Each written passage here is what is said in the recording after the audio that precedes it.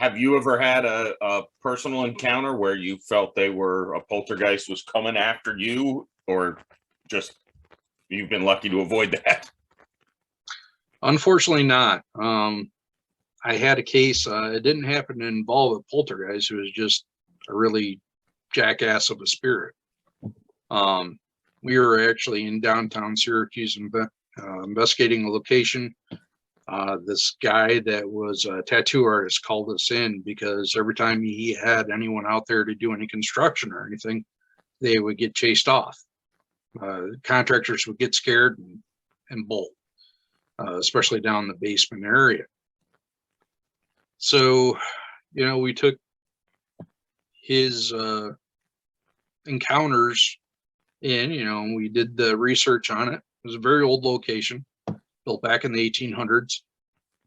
Probably, it was actually 1830s is when this building went up, and it used to be a boarding house on the Erie Canal, is what it got its start off as. Over time, it became shops. It was never just a residence for anybody. They had apartments there, but they were all on the second floor of the building. And there was a bar next door at one time that got shut down because of too many violations and such like that, underage drinking and everything. But we went into it, and while we were there, it was a warm summer night. It was probably like 75 outside, and it got down to 30 inside. It just got cold. So something was pulling whatever energy it could to manifest. And the basement's connected between this old bar and this tattoo parlor. So we went over onto the bar side, and it sounded like the place was open and doing business. And it had been vacant for 15 years. But you could hear glasses clinking. You could hear, people shuffling and laughing and just having a good time about things.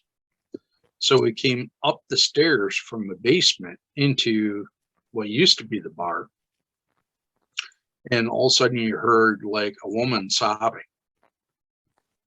And then you heard a toilet flush. Well, there hasn't been water over there in over 15 years. There's not even pipes for plumbing anymore.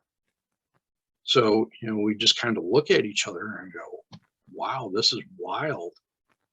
And I'm like, it started to die down, the activity. So I had the other two investigators that were with me go back down to the basement to listen still and record sound and video if possible. And it picked right back up.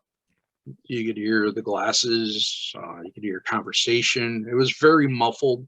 So it'd be like you were listening through a wall to conversation. And this was on the corner of a building. So the only thing outside was streets and traffic. You could hear that going on, but you still heard these conversations and such going on.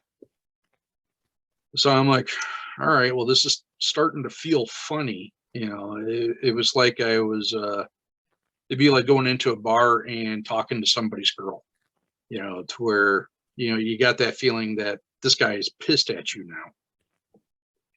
So I went to go back downstairs. I got back downstairs in the basement, and I felt like a punch just hit me square in the back. And I went down to one knee, and I'm like, all right, everyone out. They were still learning how to be investigators, and I was the senior teaching everybody, basically.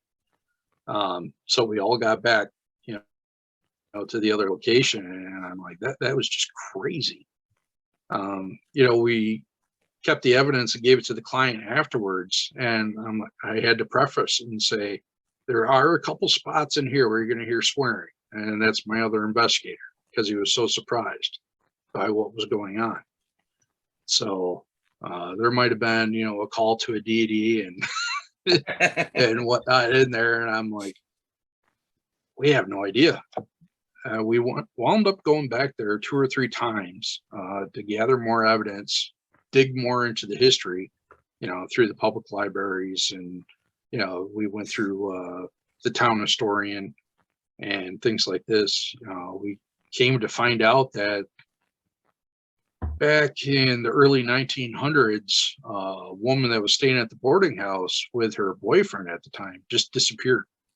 And no one knows where she went or anything like that. There was rumors, of course, that the boyfriend had something to do with it. But our last night there, we actually had a full manifestation of a female standing in this one spot. And as soon as we all saw her, she just kind of whisked away, just disappeared. So we started digging in the basement, which was all dirt floor. And we came across remains. Oh my God. So at that point, we had to call in the Syracuse Police Department. They came with their cadaver unit and the dogs and everything like that. And of course, we were all questioned. They could tell it was old enough that we didn't kill anybody and bury them in a basement. So you got that at least. yeah. I mean, at first we're all like, "Oh crap, what do we do?" And but it wound up solving a 100-year-old murder mystery. It wound up being the remains of that woman, and the only reason they knew that is because of a newspaper that she had clutched in her hand. So, that was one of the best resolutions to a case I ever had.